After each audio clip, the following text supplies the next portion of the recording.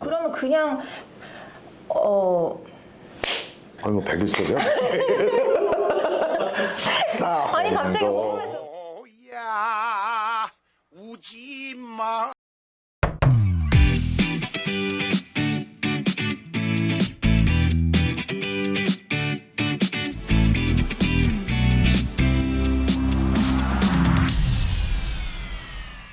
네, 안녕하세요. 애틀란타 똑똑부동산 레이첼 킴입니다. 네, 지난 편에 이어서 오늘도 저희 프라임 홈런즈의 오세재 대표님을 모셨습니다. 안녕하세요. 네, 안녕하세요. 네, 지난번에 아주 시원하게 대답을 해주셔서 오늘은 또 다른 토픽을 가지고 얘기해 보려고 해요. 네. 저 손님들이 물어보시는 질문이 거의 비슷하잖아요. 그렇죠. 그래서 귀 쫑긋하고 들으세요.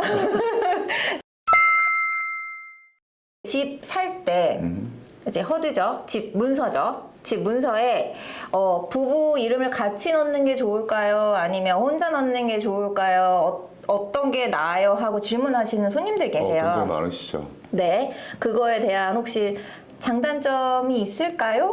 뭐 장단점을 떠나서 조지아 같은 경우는 네. 뭐 유일하다고는 할 수 없지만 이쪽 사우스 쪽에서는 조지아만 선택적으로 이제 네. 결정을 하실 네. 수가 있게 되어 있고, 예를 들어서 플로리다라든지 알라바마, 뭐 사우스캐롤라이나, 노스캐롤라이나, 테네시 같은 경우는 무조건. 배우자가 꼭 그쵸. 융자에 들어가 있지 않더라도 타이틀에는 같이 들어가게끔 되어 있어요. 그렇다고 하더라고요. 또 조지아는 두 분이 원하는 대로 타이틀의 형식을 원하는 대로 결정을 할 수 있는데, 실예로 이제 이런 경우도 있었습니다.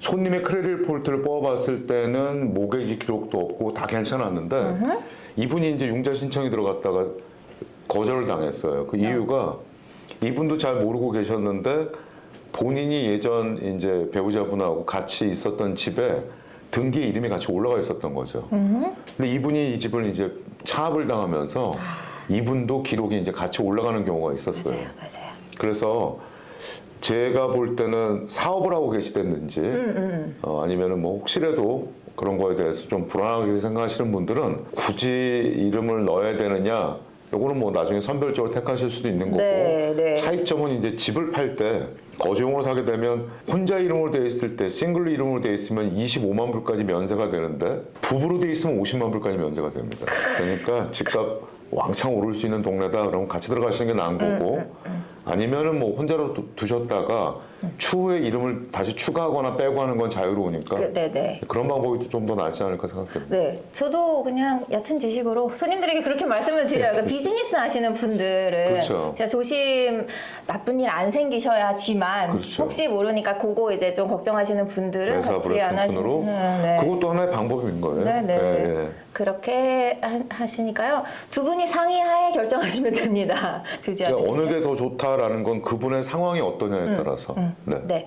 그리고 요 다 연결돼 있어요. 그러니까 두 번째 질문 갑니다. 네. 이제 부부가 집을 같이 사는데 손님이 이제 전화가 오셨어요. 이제 같이 부부이신 분도 있고 아니면 이제 결혼을 앞두신 커플도 있으셨어요. 이랬을 때 둘 다 같이 융자를 받는 게 좋을까요? 근데 저는 개인적으로 융자일을 오랫동안 해오면서 융자 하나의 융자에 부부가 둘 다 같이 들어간다는 건 퀄리피케이션으로, 그러니까 융자가 안 나오는 경우를 제하고는 두 분한테 이제 선택을 하시게끔 드리고, 네. 요즘 같은 경우는 이제 퍼스트 타임 홈바이어 프로그램에 혜택이 된다면은 부부 합산인컴으로는 그 퀄리피케이션의 리밋이 있어요. 인컴이 너무 높은 분들은 그 해당이 안 되기 때문에 이제 그런 차이점을 보고선 들어가는 게 낫지 않나 싶어요. 그러니까 예를 들어서 하나의 융자를 갖고 두 명의 크레딧에 다 올리는 방법보다는 빚은 한 분이 갖는 걸로 하고 나머지 배우자 되시는 분이 뭐 자동차나 크레딧 카드 같은 거를 그러니까 한마디로 크레딧 점수 유지하는 데에도 새로운 빚이 들어가서 좋을 거는 그렇게 있지는 않습니다, 사실은. 잘 이렇게 재택? 아니 뭐라고 해야죠? 관리? 재택 거예요. 이걸 잘 하시는 게 좋을 것 같아요. 저는 그렇게 말씀드려요. 저 또 자랑 똑똑이 자랑하면 저 손님들한테 그렇게 말씀드려요. 그러니까 한 분으로, 그러니까 만약 예를 들어서 50만 불짜리 집을 산다. 근데 한 분이 인컴이나 크레딧이나 모든 걸 했을 때 그 론 어마운트를 다 커버하실 수 있다. 그럼 굳이 두 분이 같이 하시지 마시라고. 왜냐면 한 융자 하는데 두 분 다 서류 다 넣고 체크하고 하는 거 너무 복잡하시니까. 근데 만약에 인컴이 좀 모자라서 같이 하셔야 그런 된다. 경우는 어쩔 수가 없죠. 네, 그럴 경우에는 꼭 같이 하시는 게 맞는데 맞습니다. 그렇지 않을 경우에는 굳이 융자는 두 분 다 하실 필요가 없으실 것 같다라고 저도 이게 기준에 말씀을 퍼스트 드려요. 홈바이오 기준에 보면은요. 귀넷 카운티나 일반 한국 분들이 선호하는 이 카운티들의 기준이 평균 AMI라고 해서 Average Median Income이라는 게 있는데 102,900불이에요. 근데 예를 들어서 배우자 중에 한 분의 인컴은 이 금액을 넘지 않고 합하면 이 금액이 넘어가 버리게 될 경우면 우선은 한 사람 인컴으로만 해서 퍼스트 홈바이어가 되는지에 대한 걸로 혜택을 가는 게 훨씬 더 받는 게 낫죠. 좋죠. 그렇죠. 네. 그렇게 좀 선택적으로 해보시는 게 좀 더. 네. 그래서 융자는 융자인에게 상담 받으시면 됩니다. 맞잖아요. 맞습니다. 네. 다음 질문 넘어갈게요. 요거는 오케이. 그러면 융자를 한 사람 이름으로만 받아. 근데 명의는 두 명 다 하고 싶어.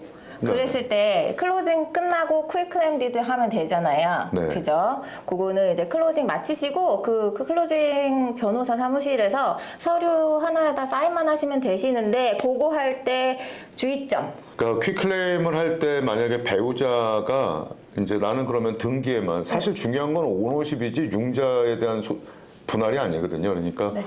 클로징하는 당일날 나도 이 집에 꼭 이름이 들어가고 싶다라고 한다면은 미리 클로징 전에 변호사분한테 요청을 해놓으면은 네. 이름이 들어갈 분의 인포메이션을 갖고 미리 준비를 해줍니다. 근데 이 퀵클레임 디드에서 사인을 하실 분은 이름이 들어가는 분이 사인을 하는 게 아니고 이미 타이틀에 있는 분이 나 이외에 딴 사람이 도와줬다라는 허락이죠. 허락을 해줘야 되는 거니까 네, 그분이 네. 사인만 하시면 되니까 맞아요. 이름이 들어갈 분이 꼭 클로징에 참석하고 하실 필요는 없어요. 그렇죠. 되게 간단해요. 근데 또 주의할 거, 그 융자 은행에서 무조건 100% 안 되는 경우도 있다고 하던데 다 되나요? 100% 무조건 아니 다 퀵클레임 디드는 상관이 없어요. 상관이 없어요. 어쩔 때는 제 경험은 그렇게 있었어요. 그러니까 은행에도 컨펌을 한번 받는 게 좋고, 그 다음에 변호사 사무실에서도 몰게지 컴퍼니에서 그걸 오케이를 했냐 이렇게 하는 경우도 있었었는데 그냥 물어본 거거든요. 네, 거기서 그거는 사실은 그냥 상관없답니다. 퀵클레임 괜찮답니다. 디드는 배우자만 들어갈 수 있는 건 아니에요. 뭐 자제분이 됐던 부모님이 됐던 네. 뭐 남이라도 먼저 등기에 있는 사람이 오케이 나 말고도 이 집 등기에 누구 들어와 좋다라고 동의를 해주는 거기 때문에 네네.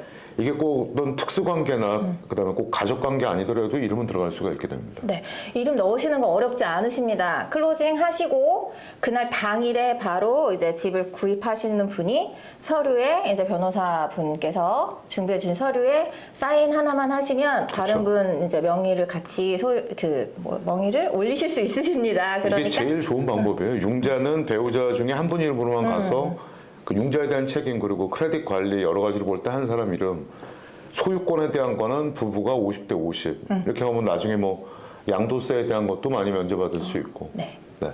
오케이. 나머지 한 분이 혼자 처리하거나 이런 일은 당연히 나올 수 있고 못해. 네. 한 번 올리면 절대 나 몰래 혼자 팔 수 없어요. 그거 이게 신중하게 결정하세요. 맞죠? 그러니까 이게 디드에 대해서 한 번 더 말씀을 드리면 융자를 받으신 분의 이름은 원래 타이틀에서 뺄 수가 없게 되어 있습니다. 네. 하지만 퀵클레임 디드로 들어온 분은 인앤아웃을 자유롭게 하실 수 있습니다. 네. 그럼 요거 융자 질문은 아닌데 변호사님한테 물어봐야 되나? 그 캐시로 사신 분 있잖아요. 네네네. 캐시로 샀어요, 제가. 네. 근데 사장님 제가 이름 넣어드릴게요 하고 넣었어. 그랬다가 제가 사장님을 다시 빼는 게 아니라 사장님이 저를 뺄 수도 있어요? 그렇게 할 수 있습니다. 그렇게 할 수 있. 그러면 그냥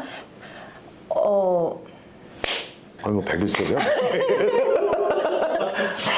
아니 갑자기 궁금했어. 오야 그러면 그거는 이제 매매 아니고 그냥 트랜스퍼도 되는 거네요. 그렇습니다. 그렇게 하면. 네. 그러면 뭐 세금이면 뭐 이런 게 없겠네?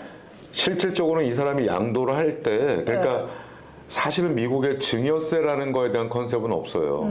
근데 증여가 결국 기프트거든요. 근데 이거에 대해서 세금을 부과하거나 하는 부분은 그렇게 많지 않다는 얘기죠. 그러니까 어떤 분들은 이 집을 내가 팔아서 내가 자식들한테 물려주고 하는 부분에 대한 걸 걱정을 하시는데 등기만 변경을 하는 방법으로 갈 수도 있죠. 하지만 세금을 전혀 내지 않지는 않습니다. 예. 그렇습니다. 네.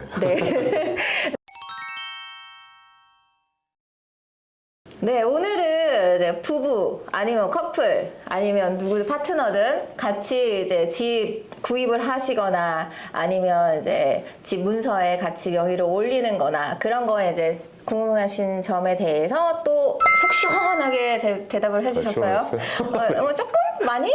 네, 네 오늘도 너무 감사드리고요. 네. 다음 편 또 있어요. 저희 또 궁금하신 점 기다리세요. 그리고 혹시 저희가 다루지 않은 내용 중에서도 또 궁금하신 점 있으시면 이제 댓글이나 아니면 이메일 주시면 저희가 또 답변해드릴 테니까요. 구독과 좋아요, 알람 설정 잊지 마시고요. 네, 지금까지 프라임 홈런즈의 봉서재였습니다. 네, 애틀란타 똑똑부동산 레이첼이었습니다. 감사합니다. 감사합니다.